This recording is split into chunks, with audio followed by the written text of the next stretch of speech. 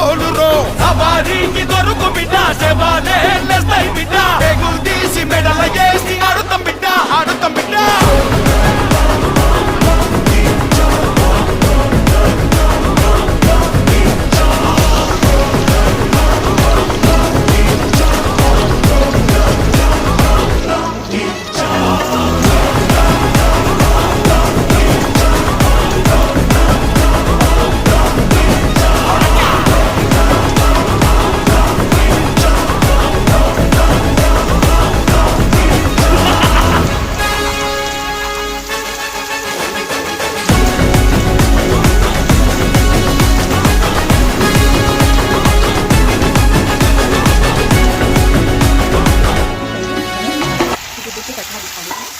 ಈಗ ಟೊಮೆಟೊನ ಅದ್ರ ಜೊತೆಗೆ ಹಾಕೊಂಡು ಟೊಮೆಟೊ ಮೆತ್ತಗಾಗೋವರೆಗೂ ಹುರ್ಕೋಬೇಕಾಗುತ್ತೆ ಹುರಿಯುತ್ತೆ.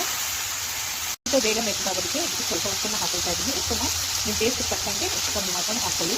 ಅದ್ರ ಜೊತೆಗೆ ಸ್ವಲ್ಪ ಹುಣಸೆಹಣ್ಣು, ನೀವು ನಾಟಿ ಟೊಮೆಟೊ ಯೂಸ್ ಮಾಡೋದಾಗಿದೆ ಹುಣಸೆಹಣ್ಣನ್ನು ಕಡಿಮೆ ಹಾಕೊಳ್ಳಿ. ನಾನು ಇವತ್ತು ನಾಟಿ ಟೊಮೆಟೊ ಯೂಸ್ ಮಾಡ್ತಾ ಇದ್ದೀನಿ, ಅದರಿಂದ ಹುಣಸೆಹಣ್ಣನ್ನು ಕೊಬ್ಬರಿ ಹಾಕಿ ಹಾಕೊಂಡಿದ್ದೀನಿ. ಈಗ ಇದನ್ನೆಲ್ಲ ಚೆನ್ನಾಗಿ ಹುರ್ಕೋಬೇಕು.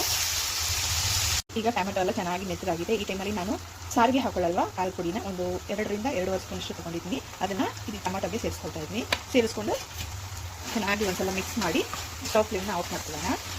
ಈ ಥರ ಒಂದ್ಸಲ ಮಾಡಿ ನೋಡಿ, ತುಂಬಾ ಚೆನ್ನಾಗಿರುತ್ತೆ ಡಿಫ್ರೆಂಟಾಗಿ. ಯಾವಾಗಲೂ ಒಣಗಿದ ಮೆಣಸಿನ್ಕಾಯಿ ಹಾಕ್ಕೊಂಡು ಮಾಡೋದ್ರಿಂದ ಈ ಥರ ಒಂದ್ಸಲ ಮಾಡಿದ್ರೆ ಟೇಸ್ಟು ಡಿಫ್ರೆಂಟ್ ಆಗಿರುತ್ತೆ.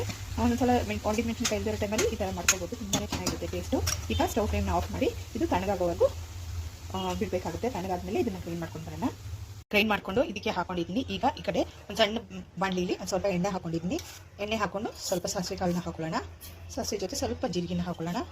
ಸಾಸಿವೆ ಸಿಡಿಯೋಕ್ಕೆ ಸ್ಟಾರ್ಟ್ ಆಗಿ ಸಾಸಿವೆ ಸಿಡಿಯೋದಕ್ಕೆ ಸ್ಟಾರ್ಟ್ ಆಗಿದೆ. ಈ ಟೈಮಲ್ಲಿ ನಾವು ಇಲ್ಲಿ ಸ್ವಲ್ಪ ಕಬೇವು ಮತ್ತು ಒಣಗಿಮೆಣಸಿನಕಾಯಿ ಹಾಕೊಂಡಿದ್ದೀನಿ, ಅದನ್ನ ಇದ್ರ ಜೊತೆ ಸೇರಿಸ್ಕೊಳ್ತಾ ಇದ್ದೀನಿ. ಸೇರಿಸ್ಕೊಂಡು ಸ್ಟವ್ ಫ್ಲೇಮ್ನ ಆಫ್ ಮಾಡ್ಕೊಳ್ಳೋಣ. ಮಾಡಿಕೊಂಡು ಈ ಒಗ್ಗರಣೆನ ಇದಕ್ಕೆ ಸೇರಿಸ್ಕೊಳ್ಳೋಣ.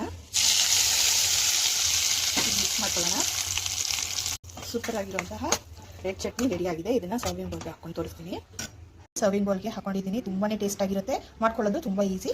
ಇವತ್ತಿನ ರೆಸಿಪಿ ಏನಾದರೂ ನಿಮ್ಗೆ ಇಷ್ಟ ಆದರೆ ಲೈಕ್ ಮಾಡಿ, ಶೇರ್ ಮಾಡಿ ಮತ್ತು ಸಬ್ಸ್ಕ್ರೈಬ್ ಮಾಡೋದನ್ನ ಮರಿಬೇಡಿ.